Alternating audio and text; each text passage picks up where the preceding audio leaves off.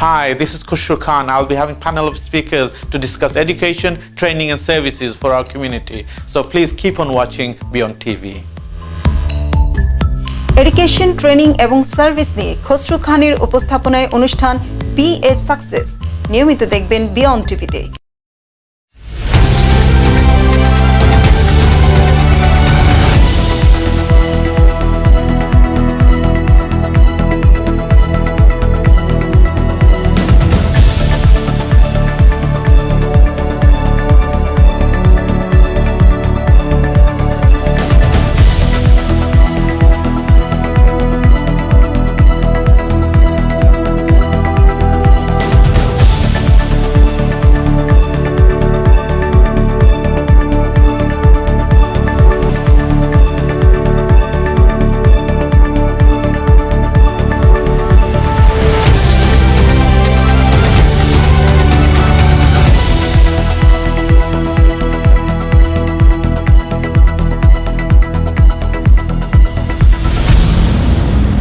চোখ রাখুন, সঙ্গে থাকুন বিয়ন্ড টিভির সংবাদে। This is your camera? Yeah.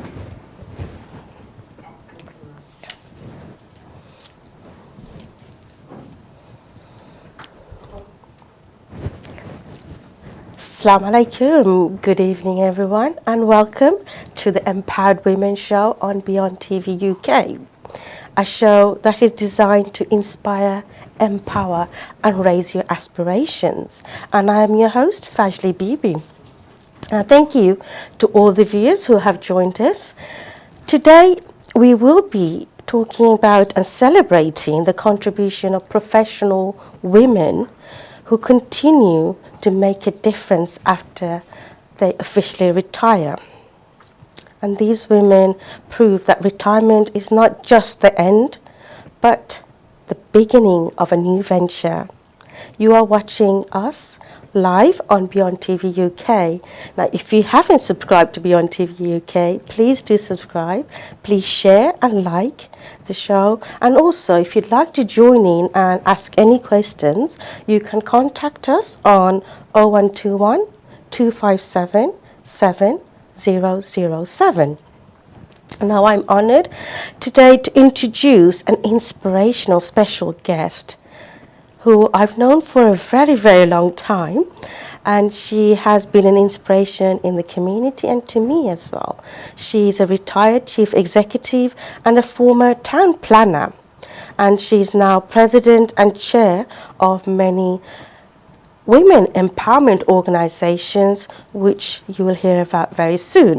So now let me introduce you to Alison. Welcome, Ali, to the Empowered Women Show on Beyond TV UK. Thank you. How are you today? I'm very well, thank you, and it's a great pleasure to be here with you tonight. Thank you so much for joining, and thank you so much for agreeing to share your journey with us. So, I know you have exceptional journey to share with us, and you've done a lot of work in the community, but as a government officer, as a town planner. So please do tell us a brief about your career ladder. Well, at 18, I went off to Coventry Polytechnic, Lanchester Polytechnic, now Coventry University, and did a 5-year undergraduate degree in urban and regional planning. The 5-year course involved a year practical working in a local government or private company setting, and I was fortunate enough to get a trainee place with Coventry City Council, and when I graduated I then went to work for them full time and stayed there for nearly 29 years. Wow. So it's a long time there. Job for life. So what was your role in the when you actually finally started working? I started off in development control, dealing with planning applications and enforcement action. So I was very much involved in the physical development of Coventry, which was a very, very male-orientated world, as you can imagine. It still is predominant. How long was that ago? Oh, well, I graduated in 1977. Okay, so we're looking about 50 years ago. About nearly, 50 years yes. ago, wow. Yeah. And was there many women in the role that you were in? No, there wasn't. It was very much male orientated. Did you face any discrimination, any obstacles? Oh yes, I mean I would go into meetings with developers or their agents and they would automatically assume I was there to take the notes or make the tea, and got quite surprised when I said, well, actually I'm the principal planning officer. And what was the look on the faces when you said that? Horror, shock. I thought, oh dear. Oh wow. I mean, and at that time, as a female planner and a principal town planner, were there any other women that was there to support you and inspire you?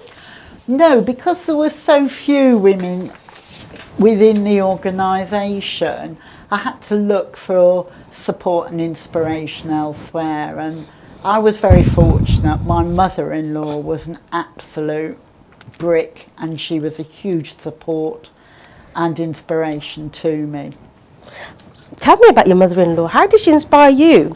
Well, she was a single mum at a time when single mothers were unheard of, and she always worked and she managed to succeed in her career. She rose to become the national director within an organisation. She was very level-headed, very sensible, and her advice was always well considered and thoughtful. So she was an inspirational woman. Absolutely. in And her own leading right. at that time. Yeah. And the reason I asked is what your mother-in-law, when you say, because there's always a different story about mother-in-laws and daughter-in-laws, right? My mother-in-law, we shared a house. We lived together for over 30 years. Wow. And she lived with my husband and I and our 3 children, and we loved it. It was enriching. It was a brilliant experience. Yes. That's amazing to hear, because you don't always hear good stories about mother-in-laws. No, you don't. And sometimes they are protective of their child, as we would be protective of our children. But it can work, and it did work for me, and I'm eternally grateful for that. That's fantastic.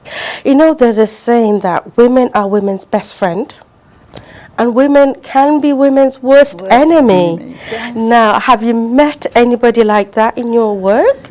Yes. Or in your life? Yes, inevitably, when you're looking to climb the career ladder, there is inevitably going to be competition. And when it's from another woman, it can become perhaps more personal, a little bit more vitriolic than you might get from a man. It just shows their insecurities more than anything else, doesn't it? Let's be honest. Absolutely. You know, the reason I always see this, right? There are so many great women in my life, and I love them to bits.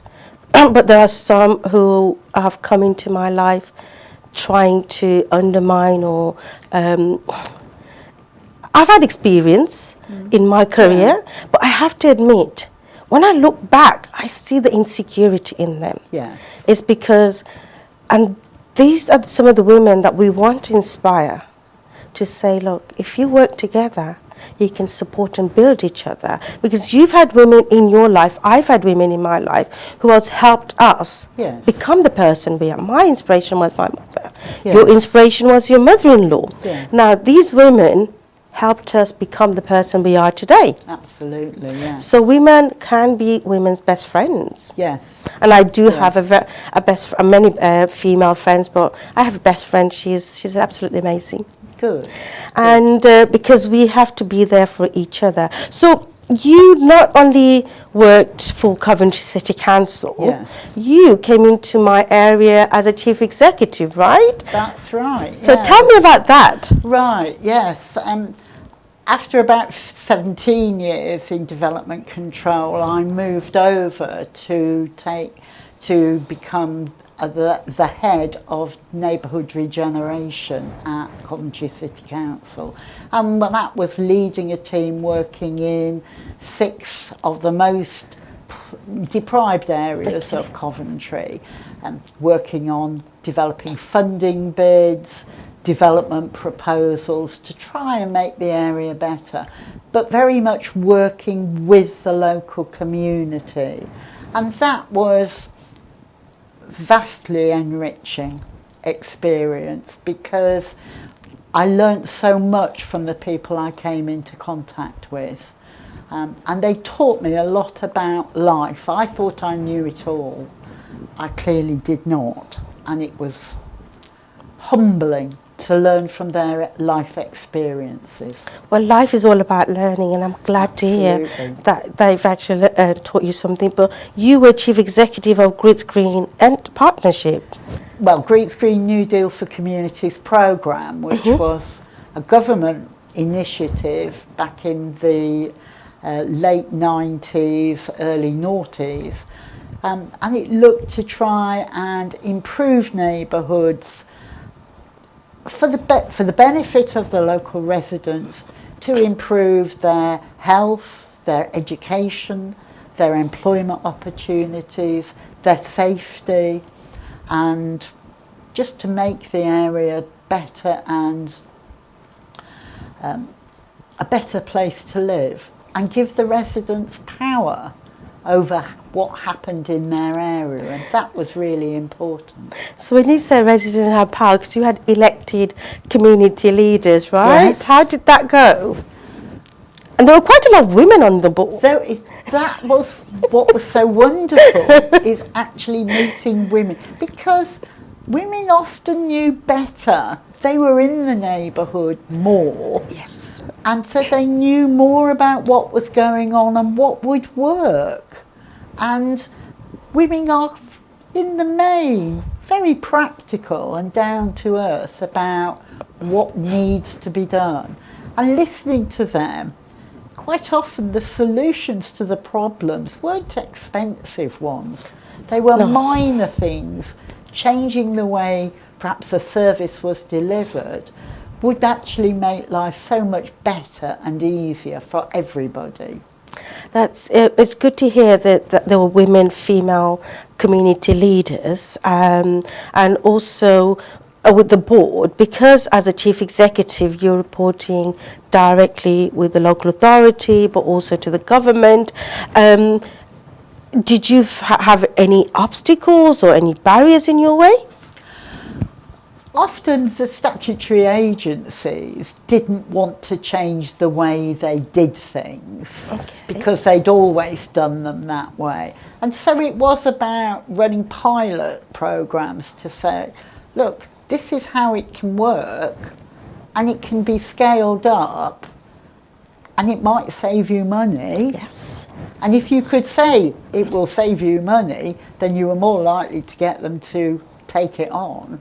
Because it is the New Deal for Communities in Grits Green was a success story, because the legacy body, which is currently running for the last, 20 years? Yes. And I think it's the only legacy body still in existence. No, there are a couple of others. There's still one in Nottingham, and I think Leicester is still going.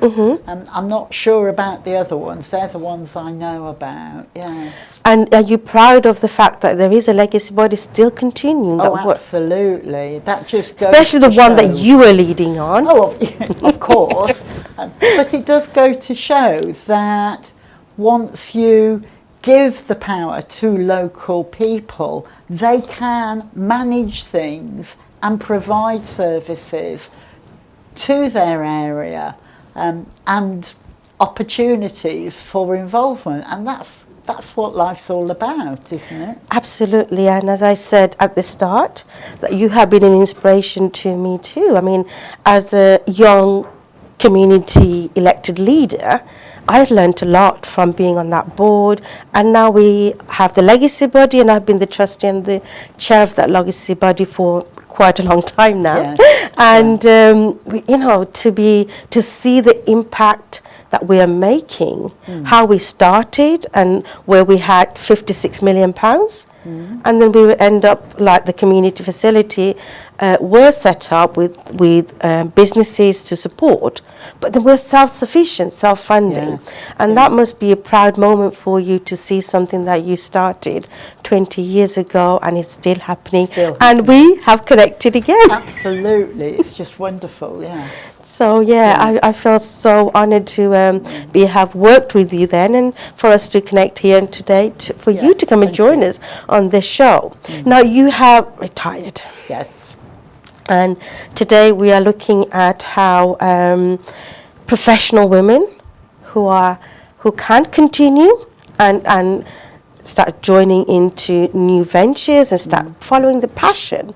But so your passion is about helping and empowering others, and you have been doing that through your career path. But now that you have retired, you have taken a number of roles in women empowerment organizations. Yes. So please tell us a bit about some of these organizations that you are working with. Okay, right. Well, first and foremost, I am this year the president of Soroptimists International Tamworth branch. Soroptimists International is, as you might guess, an international organisation. We are over 100 years old. We started in America. We are working in 124 countries with around 80,000 members. And we are one of only 4 non-government organisations with consultative status at the UN. So we have The UN is the United Nations. We have permanent representation in all 7 offices of the United Nations. Fantastic. Soroptimists International, we have branches in Bangladesh, India, Pakistan. Where about in Bangladesh are they? In Bangladesh, they're in Dhaka and Damondi. Okay. And in Pakistan, Gandhara and Hyderabad. Okay. And there's 20 branches in India. Oh, wow. India is much bigger than Bangladesh. India is much, much bigger, yes. And they will all be working in some way to educate, empower and enable women in their communities. Fantastic. I would have expected more in Bangladesh. Bangladesh having the longest serving female leader in the world. And maybe as a result of tonight, some of your listeners might be interested in joining us. And how do they join? Well, if they go to the website, Soroptimist International, it will tell them there how to contact the main office, and they will then refer that contact to the local branch to make contact and meet with the individual. And it is a very rewarding experience. So there's one in every region or every local areas? Not everywhere. There's a good covering in Britain, as one would expect, and America and Australia, New Zealand, but there are branches all around the world. Fantastic. So you as the president, what is your role in this then? My role is really as a figurehead, to lead, to encourage and support. Part of my role is to provide after dinner speakers. We meet twice a month. One is a business meeting, the other is a dinner meeting, and we always have an after dinner speaker to perhaps raise our awareness on a topic that we may not know very much about, to challenge us to think about different things.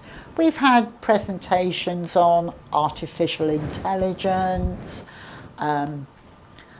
One of our members used to run a lingerie shop, and so she talked about her experiences. And we looked at how bras were made, which was fascinating. I didn't realise there was 34 pieces to every bra. All of that kind of thing. And it was it's just learning. Yes, of course. And being open to learning. and sharing experience. We do a lot of fundraising. Every year we donate to the local hygiene bank. We donate to the food bank. We man a helpline on a Friday where we talk to between 60 and 70 isolated and lonely individuals, both men and women. And for them, ours might be the only voice they hear all week. Okay. And so we talk about anything. If we can find a topic that we have in common, football, rugby, what books are they reading, what television programmes are they watching, how's the garden going.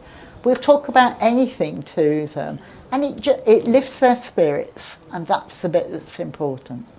And it's great to hear that it's been over 100 years that you have been set up. But I mean, the first time I heard about it from you, and I was honoured to be invited to your dinner. I had a fantastic time, and I know I'm actually coming back in March next year to speak. But people might not have heard about you. You are one of the biggest kept secret. Yes.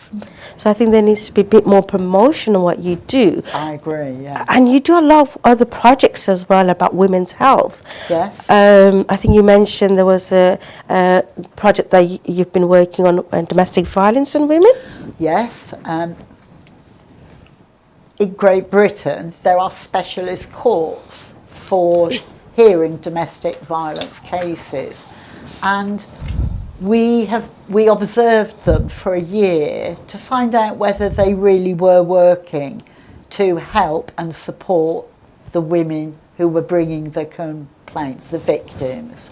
And what we found was quite disturbing. They are not working as well as they should be. So we've made a report with recommendations to the government, and we're waiting to see what happens. Okay. So many of us, sorry to cut across you, but many of our members work themselves supporting women. They work with refugees, they work with projects such as Home Start, talking newspapers, a project we have in Tamworth where we work with young families, young mums, to help them, because you know as well as I do, when you come home with that tiny baby, panic sets in. What do I do? How will I know? And if you've got the voice of an older, experienced person who can just say, well, maybe it could be, have you tried this? It can make the world of difference. Of course, because there isn't many midwives around. Because I remember when we were small, there were midwives that used to come to the house and help, but nowadays they don't have that sort of funding or the resources. Now, coming back to domestic violence, is every month that you do light? Well, there's a day every month which is set aside for us to remember survivors of violence against women. There is a month, the month of November, where we actually do something. Last year, for example, in Tamworth, the council agreed to light the castle orange. Orange is the colour for violence against women. And so the castle was bathed in an orange light, just to try and raise people's awareness that it is an issue. Of course. I mean, domestic violence can happen to anyone. Yes. Of any age. Yes. Regardless of the age or the race or socioeconomic status, yes, or any background. Yes. And I think, one of the things that we want to raise awareness of people who are suffering domestic violence, where do they get any help? Because people might not think that it's domestic violence what they're suffering. There are lots of agencies out there. In Birmingham, for example, there's RSVP and there's Women's Aid. Women's Aid's a national organisation but has local branches. There are also specialist agencies who will help with the survivors of sexual abuse and rape. Slightly different from domestic violence. This can happen to anybody, anywhere. And there are agencies, some of the ones I know of are, there's Freeva in Leicester, who work with survivors of sexual abuse. There's She, which is in Derby. There's West Mercia Rape and Sexual Abuse. Okay. I myself work with an organisation in South Staffordshire called SARAC. And we work with all genders, so we work with men and women, although it is predominantly women. More men are coming forward, I have to say, but at the moment it is predominantly women. What are the causes of, I mean, some of the things like domestic violence, people might think is physical. It's like when you get beaten up. But there is more to domestic violence than physical violence. What are the other areas? Well, there's emotional control, financial control. It's all about power and control. It's not about love. Okay. And it is about realising it can be very isolating, where the person is trying to cut you off from family, from friends, controlling who you go to see, where you go, what you wear, all of that kind of thing. Doesn't always have to be physical violence, but that can be even more intimidating and damaging. Yes. And I suppose, do you have any cases that you've actually supported or worked with anyone that? Well, just I've got a couple of cases that I can talk to you about. One was an incident where SARAC was approached by a social worker to go in and work with the staff and families at a nursery in South Staffordshire. A member of staff, a male member of staff, had been accused of a sexual act against one of the children in the nursery and having images.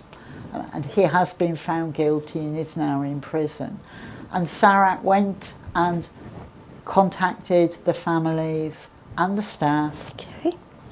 Initially, we talked to them on the telephone to stabilise, because when you find out that something like that has happened, emotionally you're in bits. And so we talked to them, we tried to help them think it through.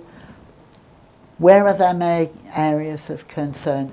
When we've got them relatively stable so that they can talk about it without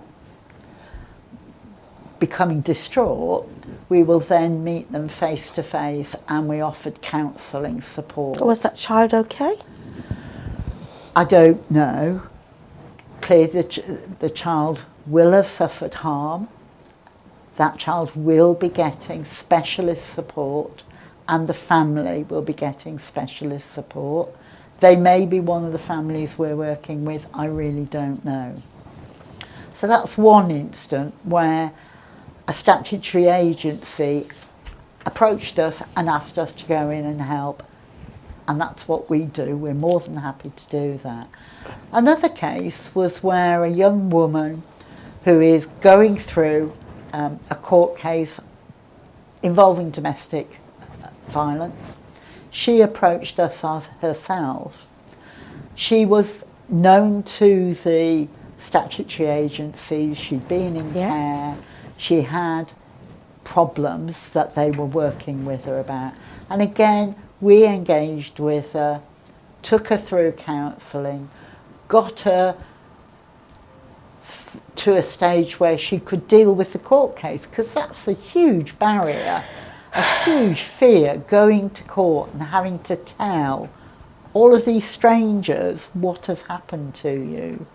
It's quite overwhelming. And so we work with survivors to help them deal with that and to talk about it without getting completely distraught. I know it's very difficult not to get involved in the lockdown. I actually did quite a lot of work with victims of domestic violence. We set up an organisation, and some of the stories that you hear, it really affects you. It affects them, but you can imagine what that person is going through, what the victim's going, what the children are going through. Yeah. So we do. I think there is a lot of work that needs to be done in all communities to raise awareness. One of the victims I worked with, she was suffering for over 12 years. Oh yes, that's not unusual. So she wasn't only suffering domestic violence herself, but her children. I mean, the father was sleeping one of the small child in their room. So there's a lot of things like that you have to look out for. And it we were lucky to be able to save that lady, save the children in the lockdown. But there are so many women and some men who are suffering in silence. Absolutely. And there are agencies out there who will help. Certainly SARAC, we managed to continue to provide at least telephone helpline services right the way through the pandemic. One of the very few agencies who were able to do it, because we rely very much, we're manned by volunteers. We have a very small paid staff team, and we have volunteers who come and give up. Is it every Friday you actually do this? That's a different helpline. The SARAC helpline is manned by volunteers 5 days a week, certainly. And if any of our viewers who are watching today wants to become a volunteer or support, how do they contact them? Again, look on the website. It's www.sarac.org. We work in South Derbyshire and South Staffordshire. And if you live outside those areas, just Google sexual abuse and rape advice services, and you'll find a list of them in your local area. Because you do a lot of work with schools as well? Yes, quite often schools approach us because teachers are witnessing harmful sexual behaviours in classrooms, and so they ask us to go in and talk to the students about consent, which is incredibly important, and also just the impact of these harmful sexual behaviours and why they're unacceptable and what needs to change. Not in a judgmental way, because quite often you have to recognise the individuals may not know anything better or anything different. Yes. So you need to start from the point where the individual is and work with them so that they can perhaps recognise there is a different way of behaving which might bring better results and make them happier. I know. I mean, we've actually seen cases of when the children see their father beating the mother up, the sons think it's a normal and the women think it's a norm, but it isn't norm. It's not normal, and I think it's a vicious circle that continues, and we need to raise awareness and educate the younger people as well. So it's a good thing that you're actually going to schools and you're working with young people, raising awareness, supporting them, and giving them a way forward. Yes, I mean, we also go into companies, private businesses, because quite often bullying can take on a sexual overtone in the workplace. Yes. And so again, it's then just going in and saying, this makes half your workforce feel very uncomfortable. And it may be more than half your workforce. And it's about encouraging people to talk about why. Why do they behave in that way? I think as I've got older, I've got to the stage where I recognise normality doesn't exist. No. Everybody thinks the way they behave is normal. Yes. And none of us are normal in that sense. So it's about what is socially acceptable. Yeah. And it's trying to get people to recognise the impact that the language they use, the behaviours, Yes. can result in people pulling away from them rather than offering friendship and companionship. You pull away because it's not comfortable for you. I know, and I mean, when we come to workplace, it's bullying, victimization, and there's Equalities Act as well, looking at equality, diversity and inclusion, how you create the inclusive environment where everybody feels they're part of the organisation, they are included, and they're not expected to leave the religion, the ethnicity on the doorstep. They bring the whole self to work, and that's an environment we need to see organisations start creating. Absolutely. And we all come with baggage because of our past experiences. So we can't make assumptions about Yes. people. We have to get to know the person and encourage them to talk to us so that we can understand what makes them tick, because we all tick in slightly different ways. Of course, yes. And it's about being open and non-judgmental about whatever is raised, that we then can move forward and start to realise, oh well, actually perhaps some of our policies need to change around, just for an example, leave and Yes. And you start to think about there's more to people, isn't there, than what is presented just by someone's physical appearance. I know. And in regards to some of the work that you're doing, what can actually our viewers look for because that child who was going through the abuse in that school, parents would not have known. So what can parents actually look out for and support their children and find out if something like that is happening to their child? Well, quite often the child's behaviour may change. They might become very withdrawn. They might not want to go to the particular place, to go to school or to go to nursery. Quite often they won't be able to vocalise actually what has happened. So it's got to be, they may not eat, they may start bedwetting, they may say, oh, I've got a tummy ache, I can't go to school today, I'm not well. All of those changes in behaviour are often the biggest clue. 9 times out of 10 it won't be sexual abuse, it will be something else, might be some form of bullying, but it's just being aware of what is going on and regular contact with the place. Okay. So that you can talk to a member of staff if you've got concerns and say, is there anything happening that I need to know about? In regards to resources and support, I know there are some how can people get support if they if they experience domestic violence and sexual abuse, because these are passive issues. These people don't want to talk about it, they don't want to speak about it, and so there are so many supports and advocating organisations who are out there to support them. And I know you do a lot of work in this area, but what sort of other resources are out there that you can advise people on? Well, there's always the statutory agency. Yes.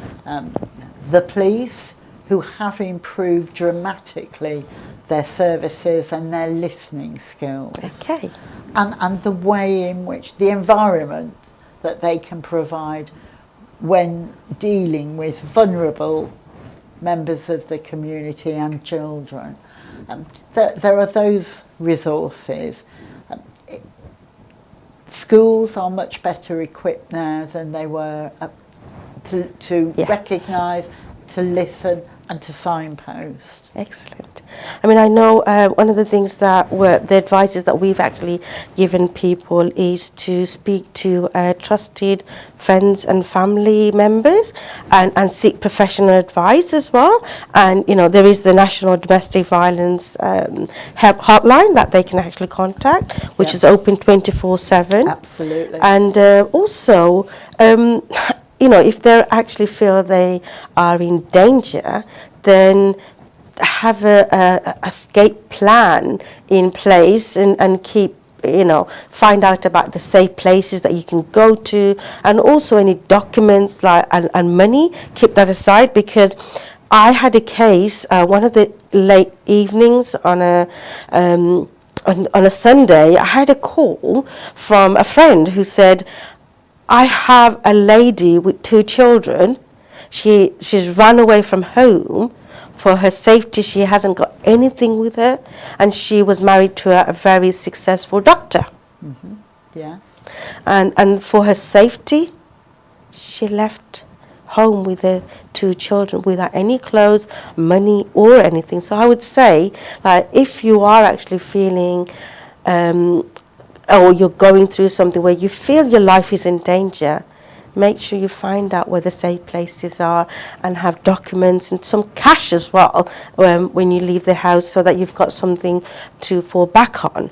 I mean, that lady, luckily she went to our friend's place, who was able to contact me, and we were able to sort her out. But there isn't many organisations out there who can help. But also, you know, find professional advisors. There are counselling and support groups. And report it to the police. Police have a domestic violence team now. They have a domestic violence team. Absolutely. And also they can get some legal help as well to get injunction orders and you know, to support them. And also some of the cases that I worked on, we've been able to help the women actually take the houses from the abuser, and where they lived with the children. And you know, so I wouldn't be afraid if you're going through something. I know it's scary, but you know, it's sometime for your own safety and for the sake of those children, you might have to take some actions, and it takes a lot of confidence. So I'm sure, but there are lots of support out there. Just do some research as well. Yes, the statistics suggest that a woman will delay leaving home for many years, and she may call the police several times. Now, the police actually do flag on their databases where children are involved. And so if a repeat call comes in from that same address, they go much better prepared and much more able to offer assistance. Fantastic. Not many people realise that. The police can offer a lot in terms of personal security measures, panic alarms, door locks, window locks, that kind of thing, to actually, if the perpetrator is outside of the property, and that can help reassure, certainly. Fantastic. So don't be afraid to take that step. Absolutely. And you know, let's work together to Yes. create a safe world where everyone feels safe, empowered, and respected. And Absolutely, yes. yeah. So now coming back to your retirement. Right, yes. Okay, so I know you've started doing a lot of work since you've retired and you've started joining all this venture. How important do you think it is for women who have retired to continue to stay active? I think it's vitally important, both physically, mentally and emotionally. Yeah. We're used to leading busy lives, and when you retire, the diary's empty. And it's about filling that diary with meaningful activity. Yes, you can go out to lunch with your mates and you can go to the theatre and the cinema, but it's so wonderful to be able to use the skills that you've acquired through your working career in a positive way to the benefit of other people. And I suppose there are many organisations out there who are looking for professional volunteers. Oh, absolutely, yes. So as a professional, you have skill sets that you can help by mentoring. By mentoring and coaching, by managing the accounts, by being a secretary, by organising skills, all kinds of things. Everyone has something that they can offer to a voluntary organisation. Find one that fits with your particular agenda and then look at how you can use your skill set to the benefit of that organisation. And how do people find out about some of these voluntary roles to sit on a board or on an organisation? How do they find out? Well, many local authorities have volunteer bureaus where they compile lists of people who are interested in volunteering experience, and they can match them to local organisations. Or if you find an organisation that you're interested in, phone them up and go and have a chat. Find your passion. Find your passion and you won't be disappointed. It is immensely rewarding. Because I think as professionals that by mentoring, coaching, consulting, you have that wealth of experience and expertise that you can pass on to the next generation. Absolutely. And they can avoid some of the mistakes that we've made in our lives because we've had to learn from them. If we can help people avoid them, so much to the good. Absolutely. So now that, are you enjoying your retirement? Oh yes, I'm keeping myself very busy. And I'm exploring the world. Tell me about your world tour, because you recently went on a world tour, didn't you? I did. Well, originally, my cousin in Australia is a Soroptimist, and she was the one who encouraged me to join Soroptimists. And there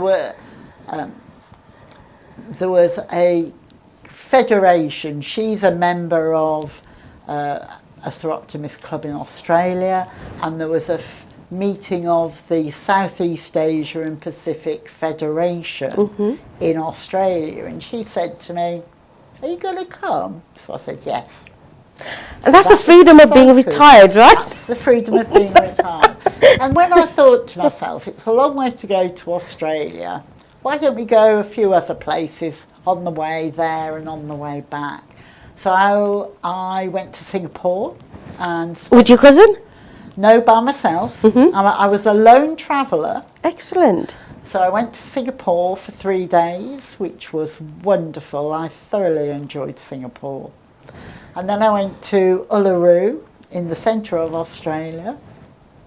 Then I went to Brisbane, had 3 weeks in Brisbane. Went to the Federation where I met women from Malaya and China, Japan, Fiji, New Zealand, all round the Pacific, and talking with them was just incredible. Their experiences, what they were getting up to was really lovely. Came back with lots of ideas for my club. Then I went to New Zealand, met up with my sister, who I've not seen for 17 years since she emigrated, so that was wonderful. And then I finally finished my tour and went to San Francisco and went to Alcatraz and thoroughly enjoyed that. How long did that take you? 5 weeks. 5 weeks of touring the globe, right? Yes. So what advice would you give to those ladies who have retired and who might be thinking they might not want to travel on their own? Don't be frightened of going by yourself. There are a number of very good travel agents, very reputable agents, who do offer solo holidays. I've been on a couple myself. I've made some very good friends from them and thoroughly enjoyed them. I commissioned a travel agent to design my round the world tour, and it was perfect. It was very, very good. Everything And is it went very off. expensive? It was more expensive than I would if I'd done it myself, but I didn't have the worry and the anxiety. Everything went like clockwork, and it was just wonderful. Fantastic. Any languages that you picked up from when you were there? No swear words. A little bit of the indigenous languages in Go on, say Australia. something. Say something. Oh, no, what was it? Payu, What does that mean? welcome.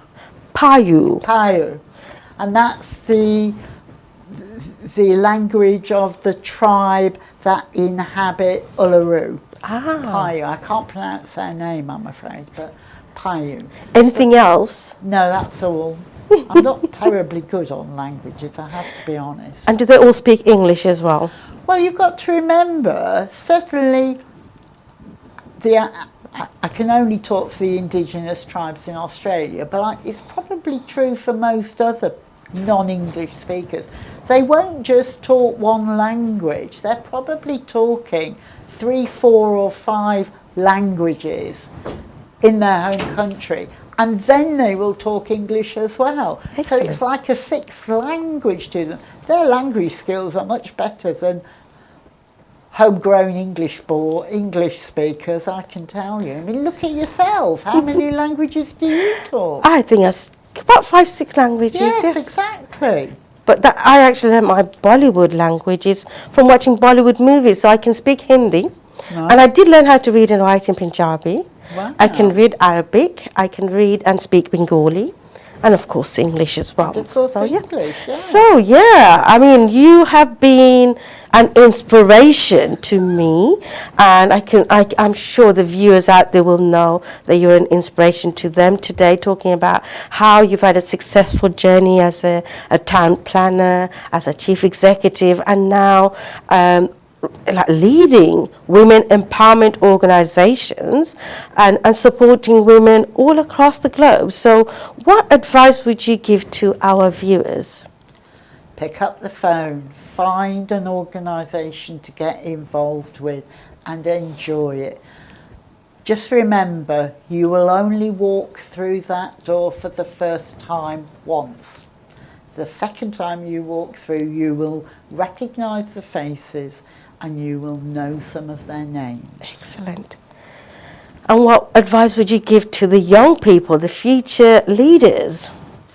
Learn from us, come and work with us, come and be members of our organisations and help us move into the 21st century and hopefully the 22nd century, because these things can't just wither and die, they do too much good work.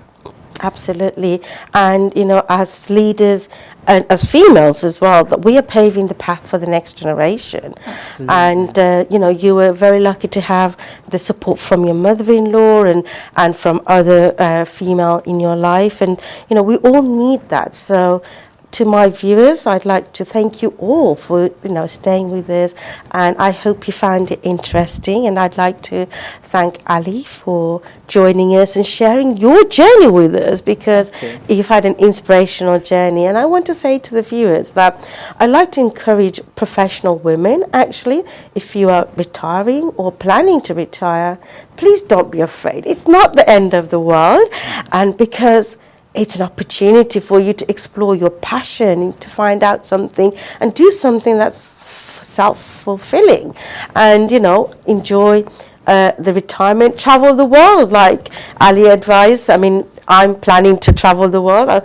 when I retire as well. So don't be afraid to take that first step, because life is all about learning. Right? Life is all about exploring, and it's never too late to learn. No, absolutely. Yeah. So I'd like to actually thank Ali, and also to the Beyond TV team. Without Shimon Bhai, Riyad Bhai and the team, we wouldn't be here today and showcasing this to you also. Thank you so much to the Beyond TV team, and also to our viewers and our supporters who've always been there helping and supporting us, and we really, really appreciate you, and hope you will stay tuned, and please do subscribe and share our show. And if there's any feedback, or if anybody has a story that you'd like to share, please do contact us either through Beyond TV website, or you can contact us on 0121 257